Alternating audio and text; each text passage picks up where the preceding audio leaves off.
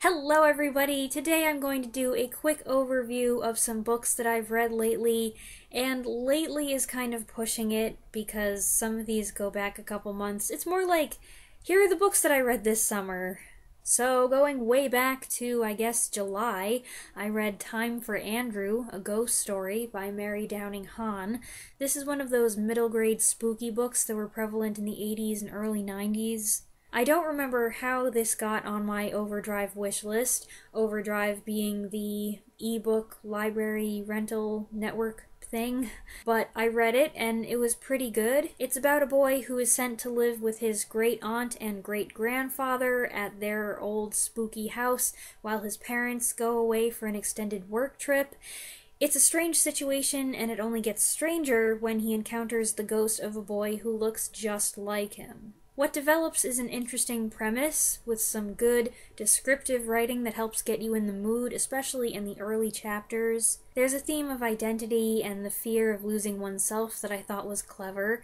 I did start to lose interest a little bit partway through, but then it picked up again. It actually got kind of stressful, and in the end I liked it.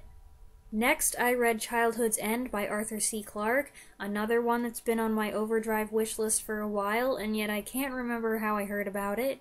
Just as men of Earth are about to launch their first rocket into space to explore the stars, aliens arrive in vast ships and end all possibility of space travel. These unseen alien beings, known as overlords, usher in a utopia, but what are they truly like, and why have they come? This one gets off to a great start. I had a lot of enthusiasm going into it. I really enjoyed the first couple sections. The whole alien invasion aspect of it is really good.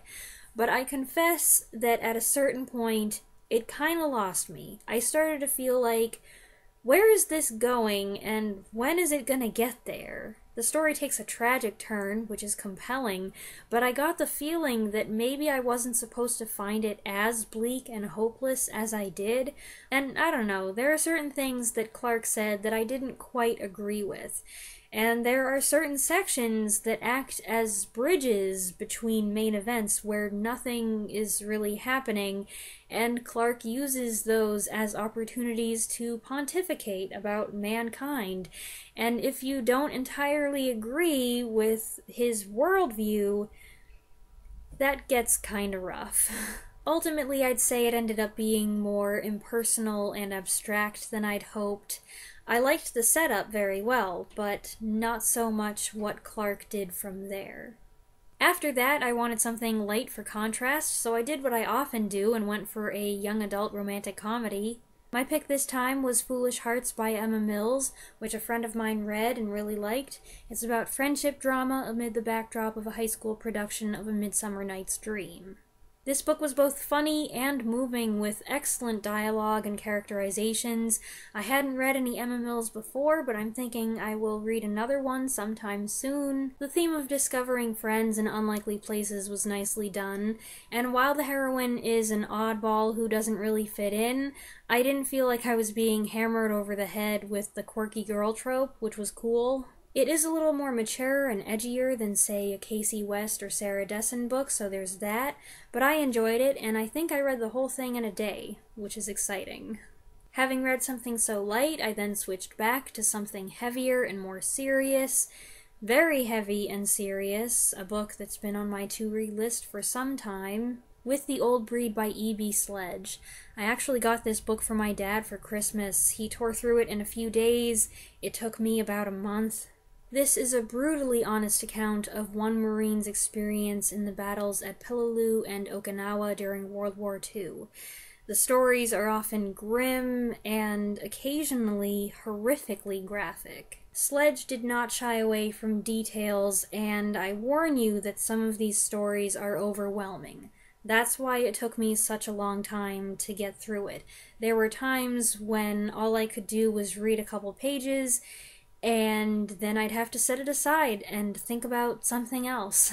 Some stories made me want to cry, some stories made me want to laugh, several of the stories just made my stomach churn. This book was adapted into the HBO miniseries The Pacific, but there are some things that I feel like a miniseries, no matter how well done, how expensive, just can't communicate. A visual medium can't put certain things across to the viewer, like smell, but it's an excellent World War II combat memoir. I don't think it's one that I'm going to want to revisit, at least not anytime soon, but it's powerfully written, very informative, and endearing in its simple approach.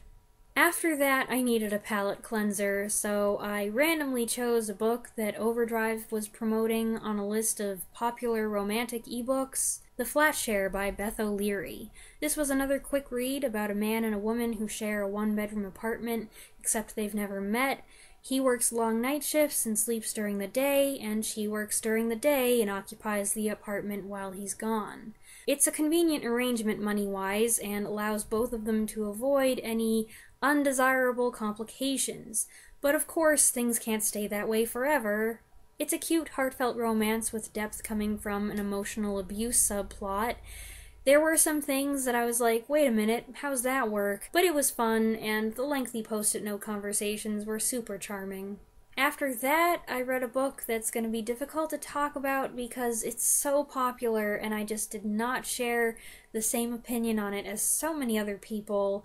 I read Six of Crows by Leigh Bardugo, which is an insanely popular book, widely considered one of the best young adult books to come out in the last, 15 years. People go out of their minds over this book, and I thought it was just okay.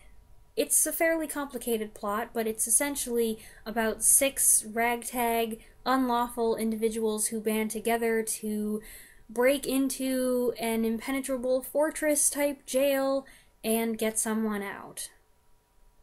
There's a lot more to it than that, but that is the meat of the story. It is very thorough in its world building, and Bardugo does a good job juggling all the details, the characters, the point of view changes. It just didn't do much for me. It was so long, and there were so many details that didn't seem to be totally relevant.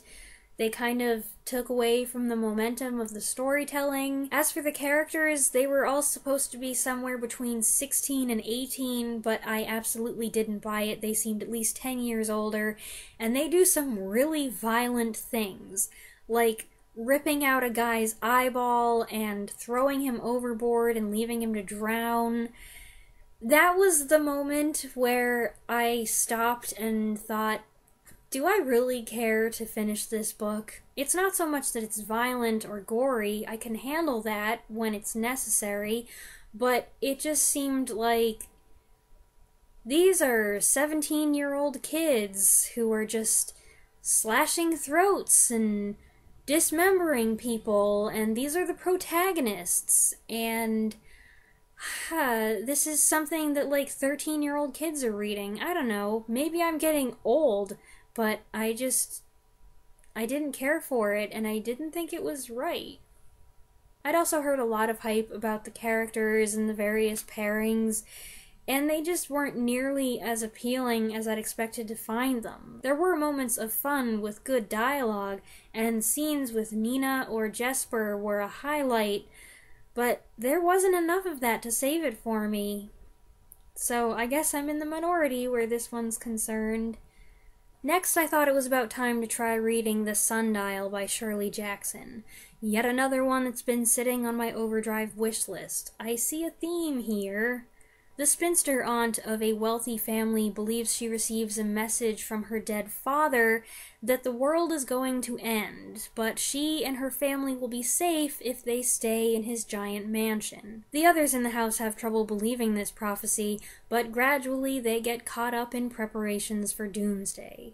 It's a weird, slightly disturbing novel, and I feel like slightly disturbing is a bit of an understatement.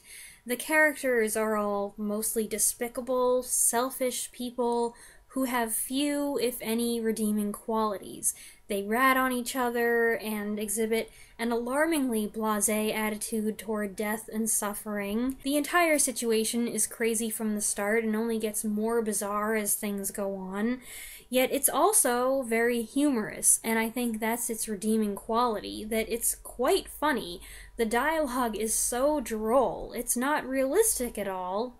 I can't imagine anybody in real life having these conversations, and I had a very difficult time placing the story when and where it was supposed to be taking place, but I think that's intentional. I did pick up on some thematic similarities to We Have Always Lived in the Castle. They're both bizarre portraits of disturbed people. Overall, I think I liked We Have Always Lived in the Castle better, but this was funnier in a very dark way. And I read Wildfire at Midnight by Mary Stewart. I feel like I'm the only person who's checked this book out in the last decade. I've actually been trying to get through all the books on my library wish list that only have one copy in the network.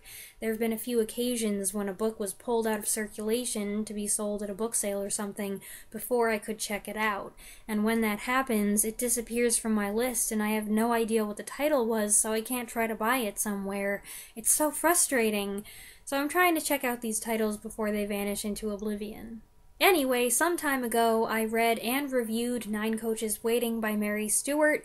I loved it, and I really wanted to read another book by her. I'm ashamed to say that it's taken me this long to get around to it. An unhappy divorcee needs a break from the stress of her fast-paced London life and retreats to the mountains on the Isle of Skye, only to find out that her fellow hotel dwellers are living under the shadow of a recent murder. A recent unsolved murder. Also, her ex-husband is among the guests. This was a neat little thriller. It kept a great pace, wasn't too long or overdramatic. I did kind of make a correct guess about who the killer was, but that didn't take away from my enjoyment. And Stewart made good use of the mountain setting, complete with mists and bogs and cliffs, and it's set against the historical backdrop of the Everest expedition, so that was cool. Okay, I think that's it for now. I hope you enjoyed this collection of book reviews. Let me know your thoughts on any of the books I mentioned in the comments below, and I'll see you next time. Thanks for watching!